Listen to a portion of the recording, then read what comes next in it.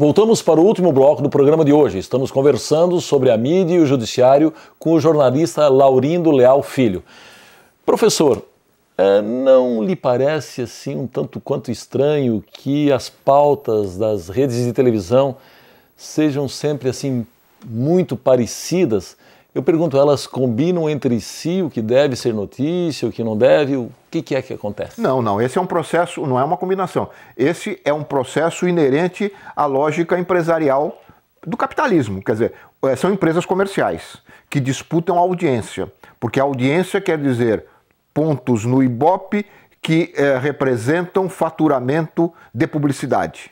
Então, quando uma empresa consegue determinados índices de audiência com um tipo de programação e com isso ela consegue recursos de publicidade mais elevados, as outras seguem atrás.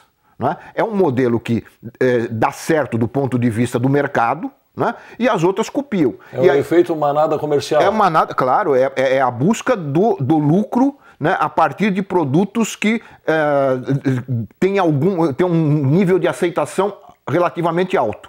As outras copiam e vai ficando tudo igual. Por isso é uma falácia, Vanderlei, quando a gente ouve até autoridades nesse país dizer que o melhor controle da televisão é o controle remoto.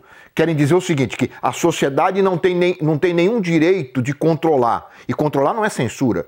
Controlar existe nos Estados Unidos, na Europa, quer dizer, controlar é haver mecanismos de interagir com as emissoras de televisão, com as emissoras de rádio.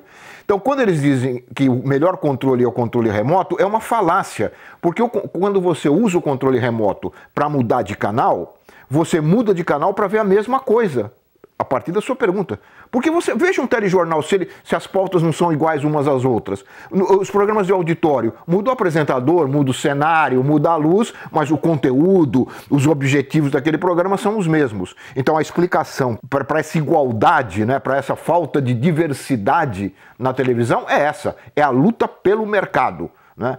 Por isso que você necessita de uma legislação que impeça isso, que garanta uma diversidade maior de atores nesse processo. Bom, já que o senhor falou em legislação, gostaria de saber, então, em termos de legislação, o que estaria faltando no Brasil para democratizar a comunicação? Falta muita coisa.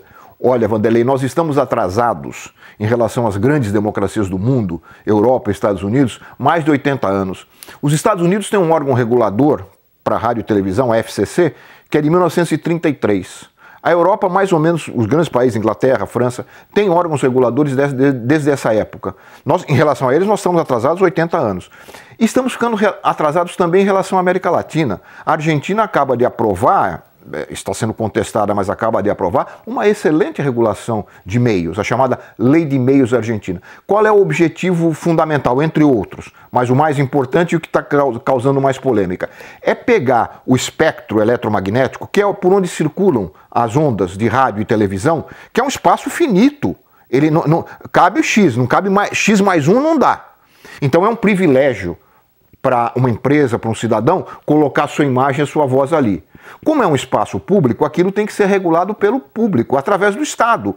É como uma linha de ônibus, né? O Estado concede ao empresário para ele para ele prestar aquele serviço. O Estado concede para as empresas prestarem aquele serviço de comunicação.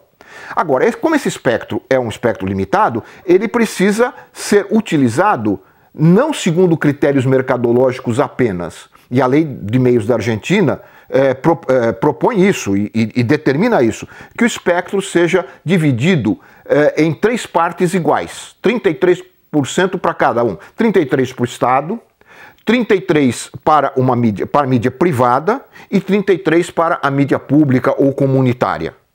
Assim, e é isso que a gente também propõe aqui no Brasil. Nesse momento, como os governos, não só esses, todos os governos, temem muito enviarem para o Congresso um projeto de lei de meios, está havendo um projeto de iniciativa popular, uma lei de iniciativa popular para conquistar 1,5 milhão de assinaturas e, com isso, apresentar esse projeto de lei para o Congresso Nacional. E qual é o grande objetivo? É aumentar a liberdade de expressão, é dar voz para aqueles que não têm voz, sem tirar a voz de ninguém. Não é censura. Mas será uma forma de você, aí voltando à pergunta anterior, de você ter diversidade. Você ter as emissoras comerciais colocando a programação que elas quiserem no ar, mas você ter também emissoras públicas, emissoras comunitárias, emissoras das universidades, colocando uma programação e uma visão de mundo diferentes. E o público escolhe, isso é democracia. Né? Hoje, infelizmente, nós não temos essa possibilidade de escolha. Então a lei de meios, ela é demonizada pelos atuais concessionários, porque eles não querem perder nenhum espaço, né? Eles não perderão espaço, eles perderão a multiplicidade de canais que eles têm, mas as suas redes continuarão no ar, só que eles terão a concorrência das emissoras públicas que terão outros espaços para outras visões de mundo, para outras vozes, enfim, em resumo, para aumentar a liberdade de expressão do país. Muito bem, professor Lalo, nós estamos nos encaminhando aí para o final da entrevista, mas eu deixo o senhor à vontade para fazer a sua conclusão. Não, eu quero agradecer muito o convite, Vanderlei, por poder falar neste programa, discutir questões, eu repito aquilo que eu disse no início, a televisão discute muita coisa, praticamente tudo. Ela só não discute ela mesma e as suas relações com os outros poderes. Então vocês estão de parabéns por estar discutindo aqui esta relação entre a mídia, a televisão particularmente nesse caso, com a justiça. Nós vamos aprofundar esse debate para a sociedade perceber que não há caixas pretas, caixas fechadas, né, na sociedade brasileira, nem na mídia, nem na justiça. Muito obrigado pela sua entrevista. Eu que agradeço. Chegamos ao fim do nosso programa. Hoje conversamos com o jornalista e sociólogo Laurindo Lalo Leal Filho sobre a mídia e o judiciário. Voltamos semana que vem com mais um tema do seu interesse. Até lá!